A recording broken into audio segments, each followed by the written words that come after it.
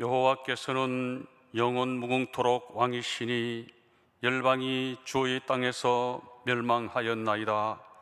여호와여, 주는 겸손한 자의 소원을 들으셨으니 저희 마음을 예비하시며 귀를 기울여 들으시고 고아와 압박당하는 자를 위하여 심판하사 세상에 속한 자로 다시는 위협지 못하게 하시리이다.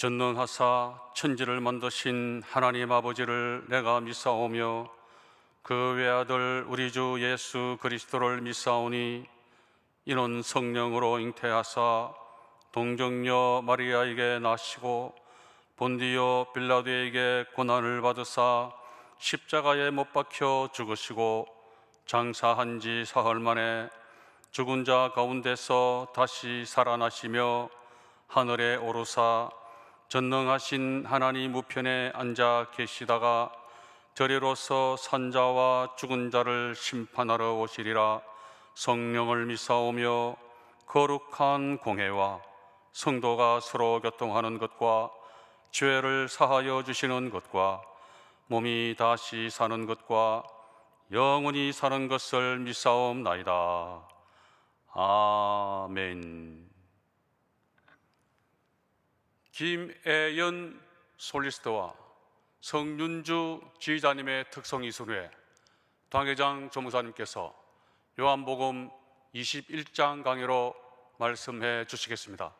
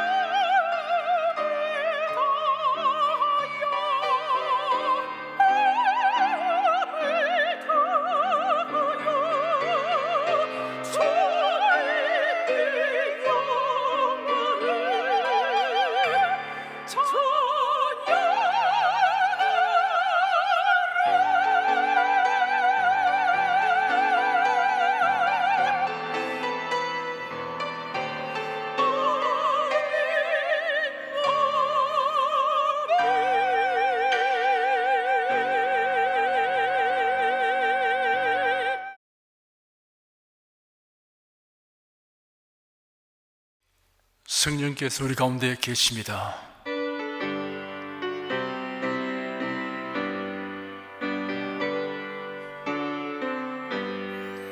구세주를 믿는 이들 찬송하고 찬송하세.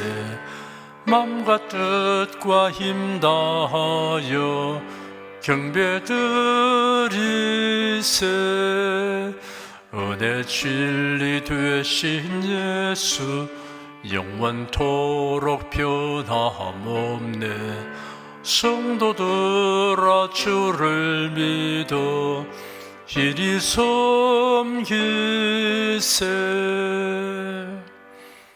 기도하겠습니다. 사랑과 권능이 무한하신 하나님을 찬송합니다.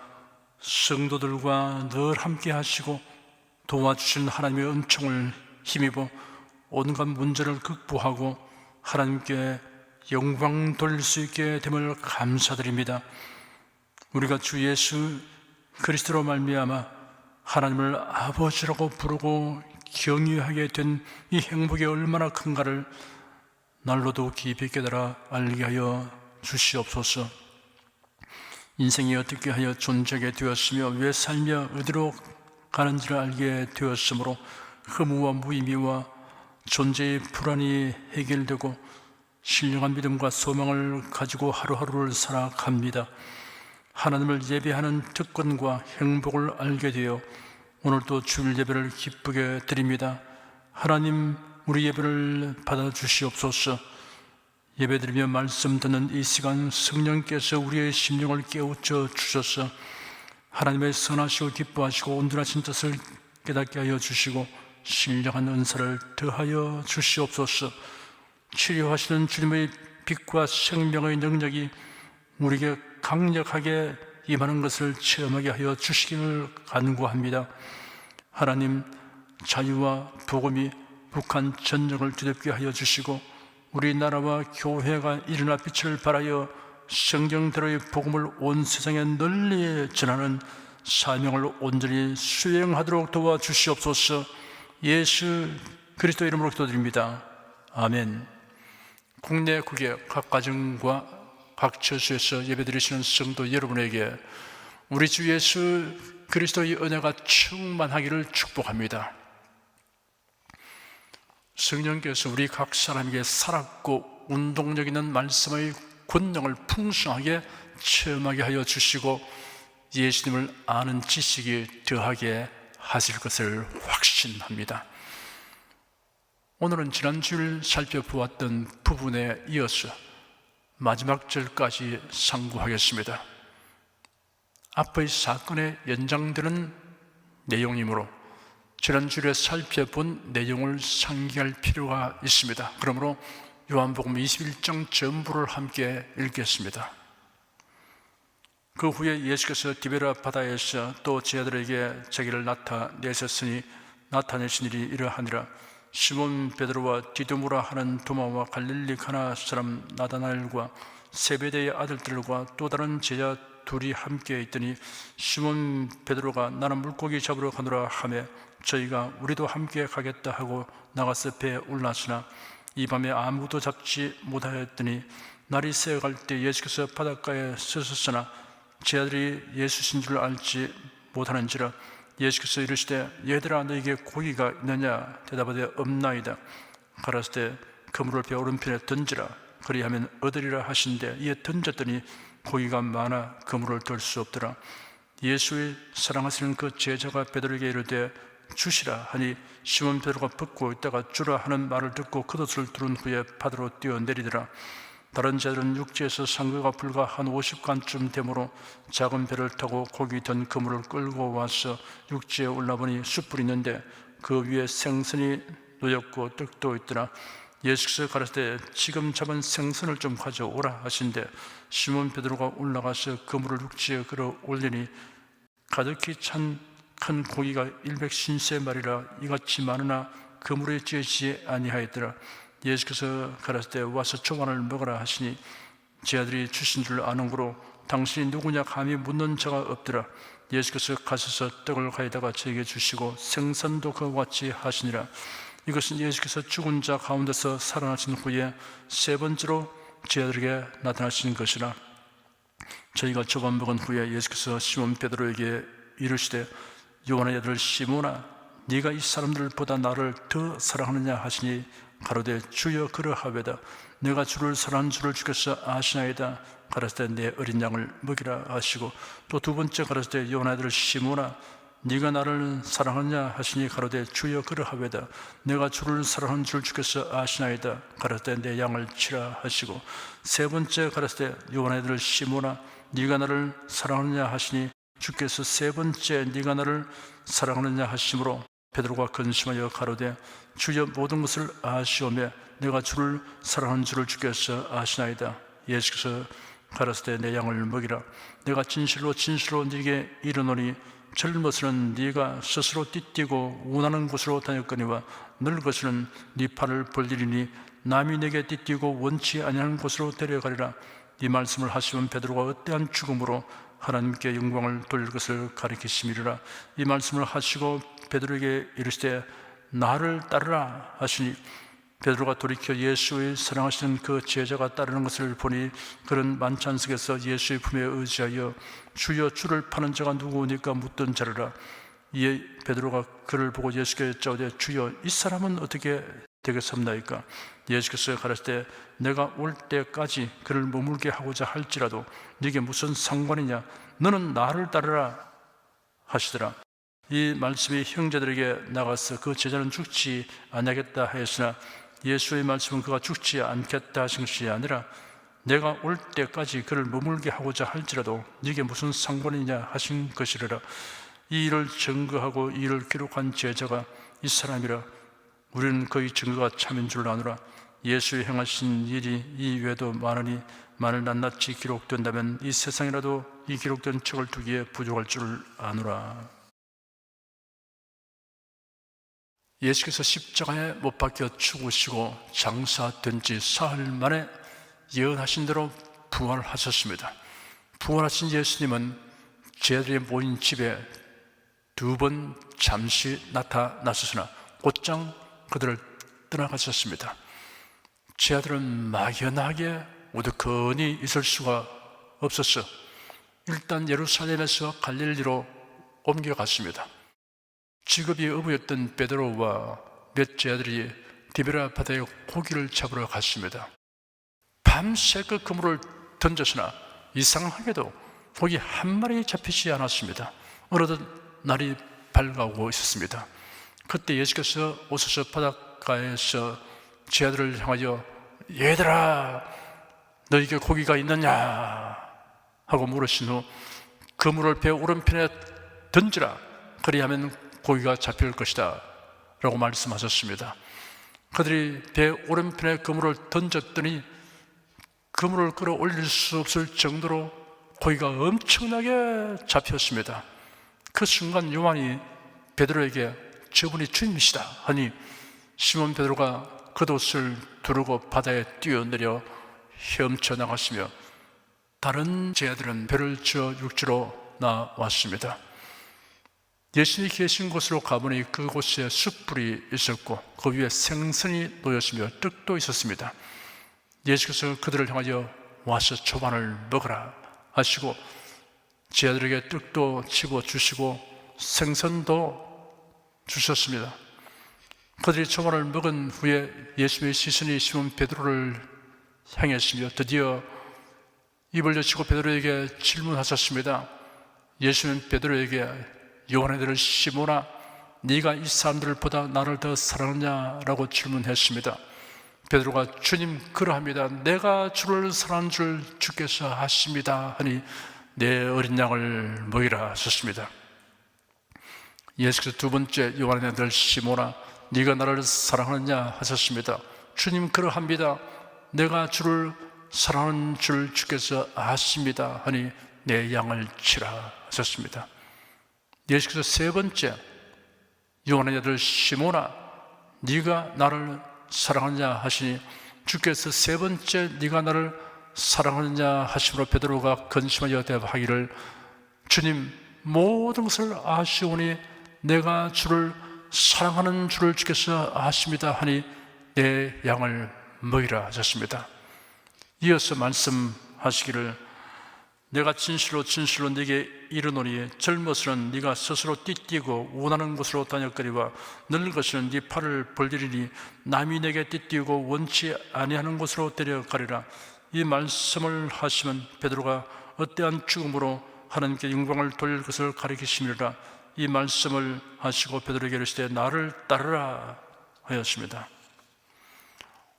예수님과 베드로가 주거니 받거니 대화하는 말을 유심히 듣고 있던 제자들은 나를 따르라 하시는 주님의 음성을 듣고 예수께서 처음 자신들을 택하여 부르실 때를 연상하게 되었을 것입니다. 베드로와 안드레 형제가 바다에서 그물 던지고 있을 때 예수께서 나를 따르라 하셨습니다. 요한과 야고보 형제가 그 아버지 세베대와 함께 바닷가에서 그물을 깁고 있을 때 예수께서 나를 따르라 하셨습니다. 세리마태가 세관에서 일을 보고 있을 때 예수께서 나를 따르라 하셨습니다. 지금 예수께서 나를 따르라 하신 말씀은 비단 베드로에게 한정하여 하신 말씀이 아닙니다. 예수는 제자들을 새로운 출발점에 세워주신 것입니다. 이전의 경험에 의한 실패의식은 다 내버리고 자, 이제 새 출발이다, 새롭게 시작하라 하신 것입니다. 매우 중요한 임무를 수행하다가 실수나 실패를 하여 낭패를 보게 되었을 때 임무를 부여한 분으로부터 용서와 동시에 다시 시작할 수 있는 기회를 얻게 된 사람의 기쁨은 매우 클 것입니다. 중대한 시험을 치르는 중에 답안지 작성에 실수를 하여 낭패를 보게 되었을 때 다시 시험 치를 기회를 얻게 된 학생 역시 그러할 것입니다. 예수는 회개하는 자를 용서하시고 새롭게 시작하도록 하여 주십니다. 회개할 마음은 귀중한 마음입니다. 회개할 기회 역시 귀중한 기회입니다. 회개할 마음이 있을 때가 회개할 기회입니다.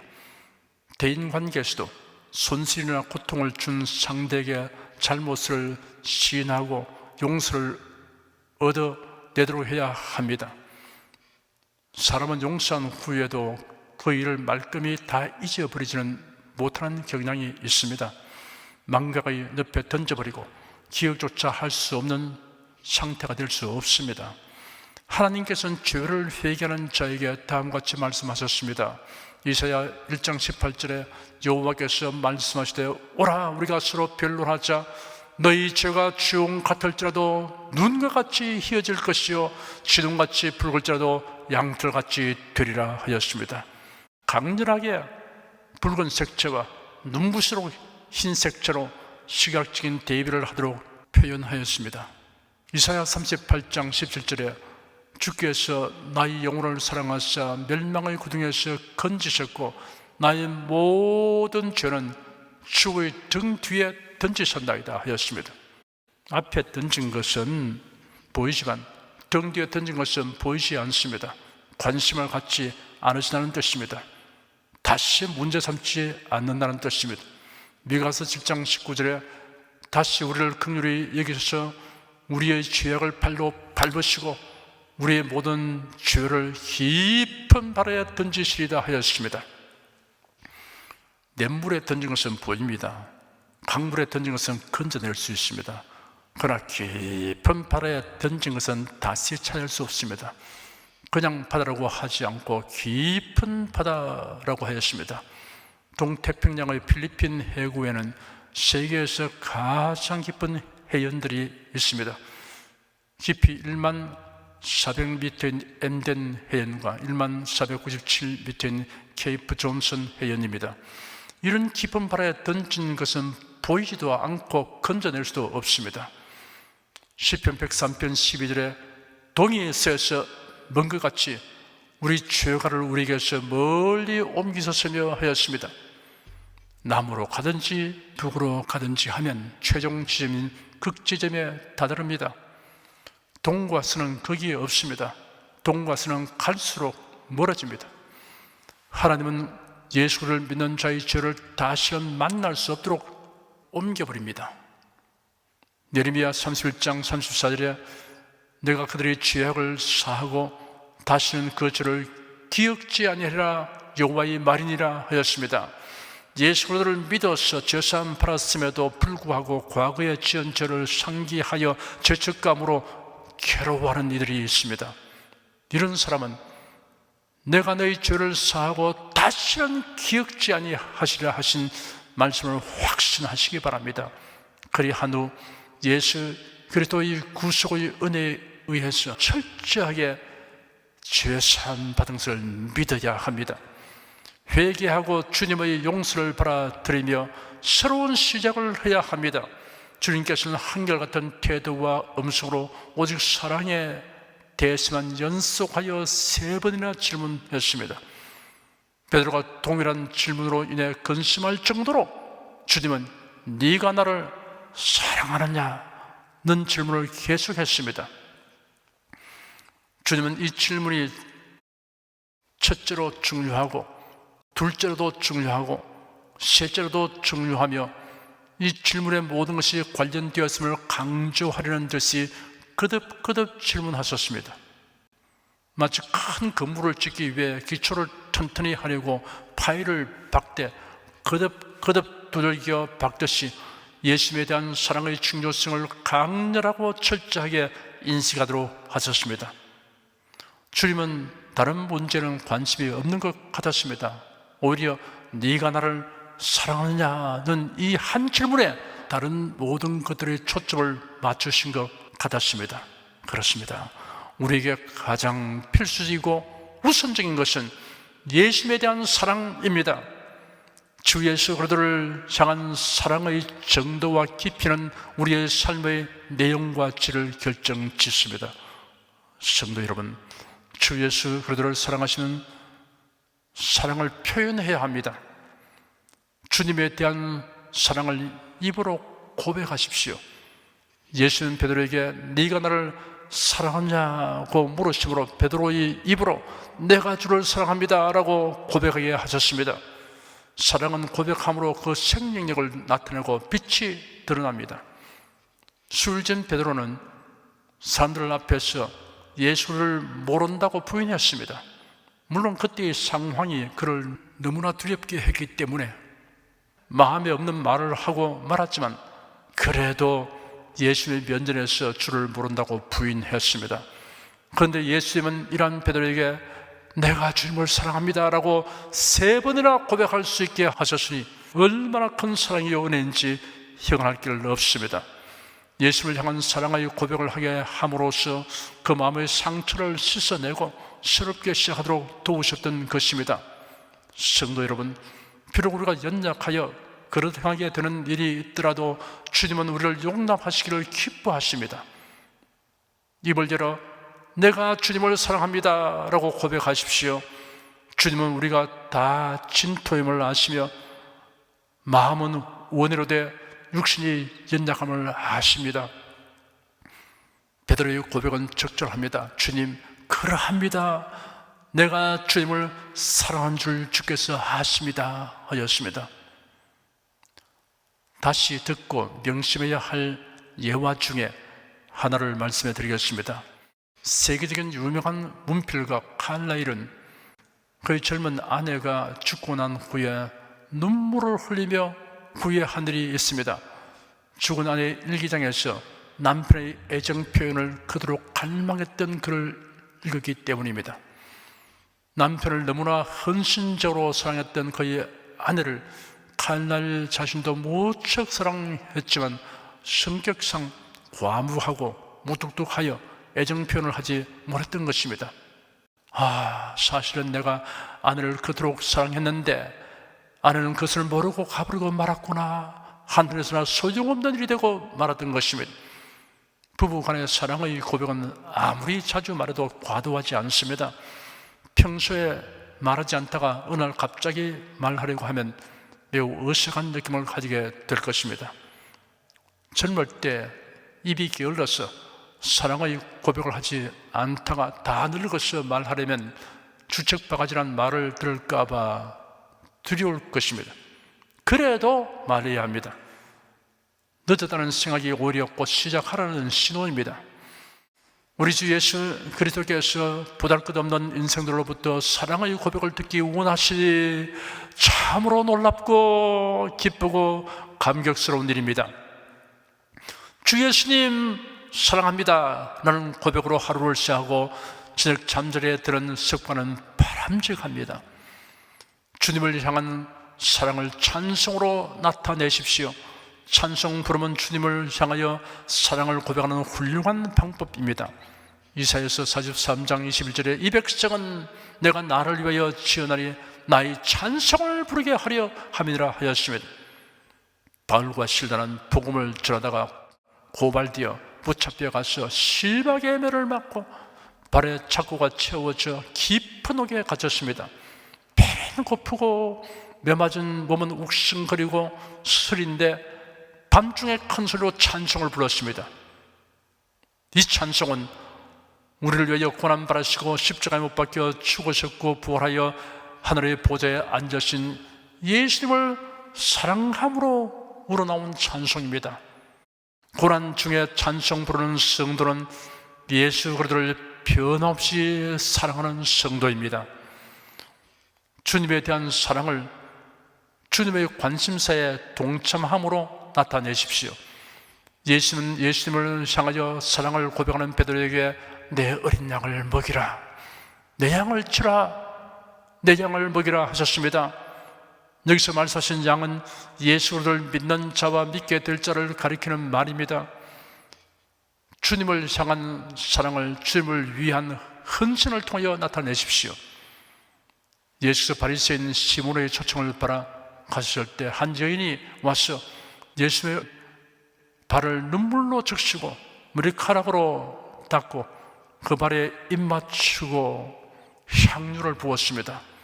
이런 광경을 보고 바리새인 시몬이 마음으로 비웃으며 탐탁지 아니한 태도를 나타내었습니다. 그러자 예수께서 죄 많은 그 여인의 행위는 죄를 사하여 주신 예수님에 대한 사랑에서 비롯된 것이라고 말씀하셨습니다. 그리고 사함을 바라는 일이 적은 자는 적게 사랑하느니라 라고 말씀하셨습니다. 주님의 사랑과 용서를 깊이 받아들여 그 은혜에 감격하며 깊이 누림으로 주님에 대한 사랑을 나타내십시오. 예수께서 베드로에게 내가 진실로 네게 이르노니 젊어서는 네가 스스로 띠뛰고 원하는 곳으로 다녔거니와 늙어서는 네 팔을 벌리리니 남이 네게 띠뛰고 원치 아니하는 곳으로 데려가리라 라고 말씀하셨습니다.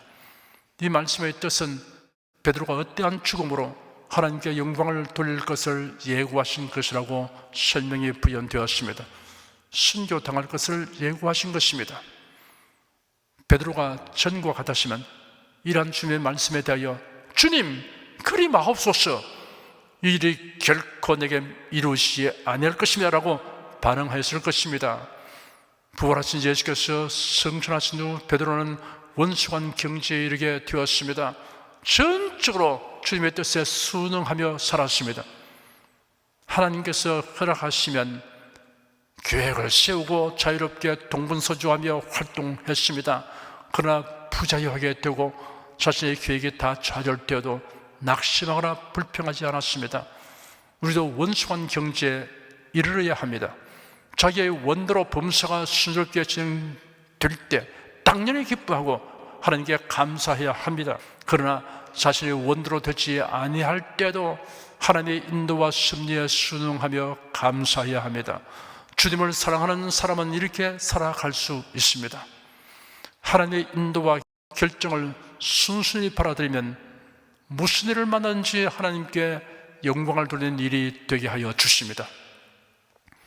이 말씀을 하시고 예수께서 베드로에게 나를 따르라 하시니 베드로가 요한에 관하여 예수님에게 질문하기를 주님 이 사람은 어떻게 되겠습니까? 하니 예수께서 말씀하시기를 내가 올 때까지 그를 머물게 하고자 할지도 네게 무슨 상관이냐? 너는 나를 따르라 하셨습니다.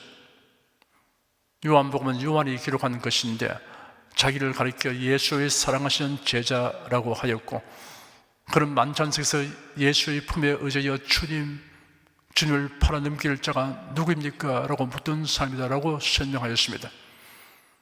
예수께서 말씀하시기를 내가 올 때까지 그를 머물게 하고자 할지라도 네게 무슨 상관이냐, 너는 나를 따르라 하였습니다. 본문의 23절에는 이 말씀이 형제들에게 나가서 그 자는 죽지 아니하겠다 하였으나, 예수의 말씀은 그가 죽지 않겠다 하신 것이 아니라 내가 올 때까지 그를 머물게 하고자 할지라도 네게 무슨 상관이냐 하신 것이라 라고 기록되었습니다. 다른 사람의 일에 대하여 상상하고 추측하는 것은 자유이지만 그것을 발설하는 것은 다른 문제입니다. 발설한 것이 당사자에게 불명예가 되지 않고 오히려 듣는 사람에게 좋은 인상을 주게 된다면 문제될 것 없습니다. 그 반대일 경우 어떤 말은 심각한 피해를 입히게 됩니다. 그 추측이 사실과 다를 때 그것은 악성 루머가 됩니다. 악성 루머를 퍼뜨리는 것은 죄악입니다. 내가 올 때까지 그를 머무게 하고자 할지라도 네게 무슨 상관이냐, 너는 나를 따르라 라고 예수가 말씀하셨습니다. 요한은 어떻게 될 것인가 라는 호기심을 갖기보다 자신이 주님의 뜻을 따르는 일에 전념하라는 뜻입니다. 끝으로 덧붙여 말씀드릴 것은, 예수는 그의 앞에 모인 제자들을 향하여 너희가 나를 사랑하냐라고 묻지 않으시고 요한의 아들 시몬아 네가 나를 사랑하냐라고 질문하시다는 사실의 의미입니다. 주님은 각 사람에게 네가 나를 사랑하냐라고 물으십니다. 주님은 한 사람 한 사람을 사랑하실 뿐 아니라 한 사람 한 사람의 주님을 향한 사랑의 고백을 듣기 원하십니다. 여러분은 우리가 주님을 사랑합니다 라고 말하기보다 내가 주님을 사랑합니다 라고 고백하기를 즐거워하시기를 축원합니다. 기도하겠습니다. 우리에게 회개하는 마음을 갖게 하여 주시고 회개하는 저를 용서하여 주시며 새로운 시작을 하도록 긍휼을 베푸시는 주님께 감사드립니다. 예수 그리스도의 사랑에 대한 체험이 날로 깊어지기를 간구합니다. 그 사랑에 감복하여 주님을 사랑하는 깊이가 더하여지고 주님을 향한 사랑의 고백이 더욱 풍성해 되기를 원합니다. 예수 그리스도 이름으로 기도드립니다. 아멘. 찬송가 512장을 부르십시다.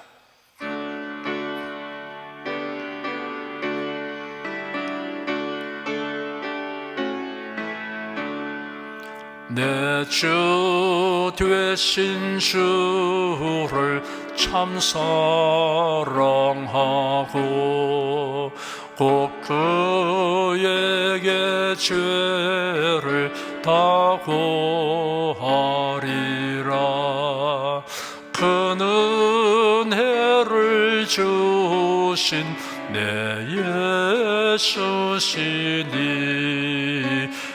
이전보다 더욱 사랑합니다. 주 날 사랑하사 구하시려고 저 십자가 고난 당하셨도다. 그 가시관서신 내 주배 오니 이전보다 더욱 사랑합니다. 내 평생에 힘쓸 그 큰 의무는 주 예수의 덕을 늘 기리다가 숨쉴 때에라도 내 할 말씀이 이전보다 더욱 사랑합니다. 큰 영광의 구주 날 사랑하사 그 풍성한 은혜 더하시리니 금연유관 서고 널 찬송할 말 이전보다 더욱 사랑합니다.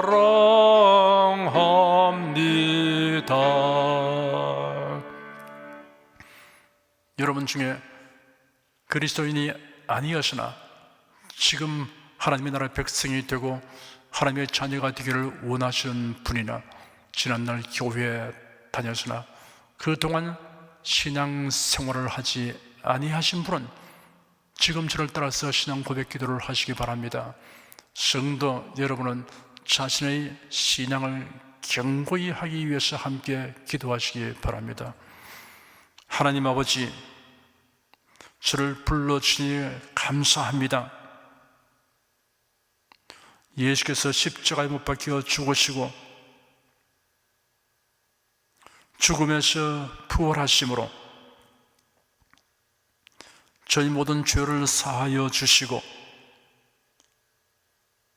저를 구원해 주니 감사합니다. 예수님은 나의 구세주이시며 하나님이시며 주님이심을 믿고 고백합니다. 하나님을 변함없이 경외하고 사랑하고 의지하며 살겠습니다. 힘써 복음을 전하며 살겠습니다. 예수님 이름으로 기도드립니다. 아멘. 여러분 가슴에 손을 얹으십시오. 우리 기도를 응답하시는 하나님을 앙망하시기 바랍니다. 병약한 분들은 나쁜데 믿음의 손을 얹으십시오. 주 성령께서 우리 가운데 임하여 계십니다. 예수의 사랑과 능력과 대속의 은혜로서 우리를 치료하여 주십니다. 성령의 나타남과 능력으로 표적과 기술을 베풀어 주십니다. 나는 너를 치료하는 여호와임이라. 예수께서 가르치시며 천국 복음을 전파하시며 모든 병과 모든 약한 것을 고치시니라. 너희 중에 병든 자가 있느냐 위하여 기도할지니라.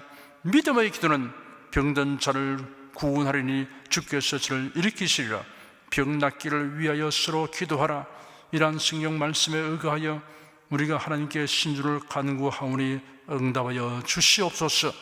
너희가 어찌 뭘하면 구하지 않기 때문이라고 말씀하셨으므로 기도하는 담력과 즐거움을 주니 감사합니다. 믿는 자들에게 이런 표적이 따르리니 병든 자에게 손을 얹으면 나으리라 하신 약속을 조차 지금 연약하고 병든 곳에 손을 얹고 간구하는 모든 성도들에게 하나님의 권능이 임하여 낫게 하여 주시옵소서. 병들어 고통하는 친족과 교우들을 위하여 기도하오니 불쌍히 여기시고 치료하여 주시옵소서. 모든 병과 모든 약한 것을 고치신 예수님께 간구합니다. 상한 몸, 병든 몸을 고쳐 주시옵소서. 뇌, 구강, 혀, 척수, 갑상선, 임파선, 뼈, 골수, 인대, 관절, 디스크, 근육, 신경, 혈액, 혈관, 피부를 고쳐 주시옵소서. 시각기관, 청각기관, 심장, 호흡기, 소화기, 비뇨기의 기능이 완전하게 하여 주시옵소서. 예수 그리스도의 이름으로 명한다. 병만은 물러가라. 통증과 염증은 날짜다. 암과 종양은 소멸될자다. 각종 장애는 치유될자다. 예수의 이름으로 명하노라. 지금 낫게 될자다. 순식간에 나을자다. 모든 병과 모든 약함은 치유될자다. 병약을 쓰건 제거되고 건강의식으로 충만하게 될자다. 신주의 능력이 몸과 마음에 계속 머물러 있게 하여 주시옵소서. 몸과 마음이 마치 유황가에서 나온 송아지처럼 독수리가 날개치며 올라감같이 활기차게 하여 주시옵소서. 생활에 당하는 풍파는 고요하고 잠잠하게 하여 주시옵소서. 모든 일에 항상 모든 것이 능력하여 드리고 베푸는 일을 풍성하게 행하도록 하여 주시옵소서. 슬픈 일을 당한 성도들에게 주님께서 손 내밀어 붙들어 주시고 주님의 음성을 들려 주시옵소서. 슬픔보다 더 큰 위로가 임하여 속히 극복하게 하여 주시옵소서. 가정이 평안하고 가족이 모두 독신한 신앙을 가지게 하여 주시옵소서. 탁월한 지혜와 명철을 주셔서 모든 일을 바르게 분별하고 판단하며 선택을 주게 하여 주시옵소서. 어제나 오늘이나 동일하신 예수께서 지금도 우리를 용서하시고 치료하시며 위로하여 주니 감사합니다. 예수 그리스도 이름으로 기도드립니다. 아멘. 내 믿음대로 될지어다. 기쁘고 감사한 마음으로 예물을 드리십시다. 천지 만물을 창조하시고 주관하시는 거룩하신 하나님 아버지, 지난 한 주간 우리를 주님의 돌보시는 은혜 가운데 살게 하시고 오늘 거룩한 주의 날에 성도들이 모여 신령과 진정의 예배를 드리게 하여 주시니 감사합니다. 이 시간 설교를 통하여 은혜와 진리의 말씀을 듣고 깨닫게 하시니 감사드립니다. 우리가 주님의 말씀대로 행하며 살기 원하오니 권능의 손길로 도와주시옵소서. 주님께서 베풀어 주시는 은혜에 감사하며 정성껏 예물을 드리오니 기쁘게 받아 주시옵소서. 우리 주 예수 그리스도 이름으로 기도드립니다. 아멘.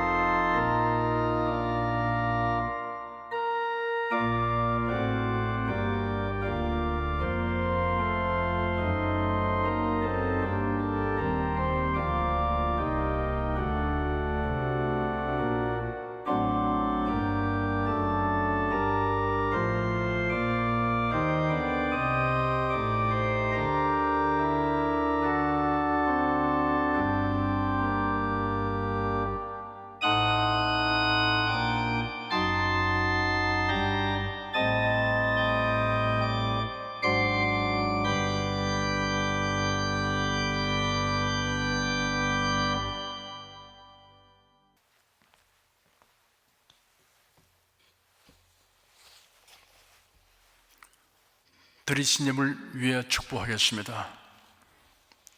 하나님께 감사헌금 11조 건축금 선교헌금 1,000교회 설립헌금을 드렸습니다. 향기로운 예물로 연락해 주시고 우리 성도의 모든 생활을 윤택하게 하여 주시옵소서. 예수 그리스도 이름으로 축복하며 기도드립니다. 아멘. 교회 소식 말씀해 드리겠습니다. 다음 주일은 예수님의 부활을 기념하고 감사드리는 부활주일입니다. 부활이요 생명이신 예수 그리스도를 향한 믿음과 사랑과 감사의 예물을 정성껏 준비하여 하나님께 드리시기 바랍니다. 성령 부르겠습니다.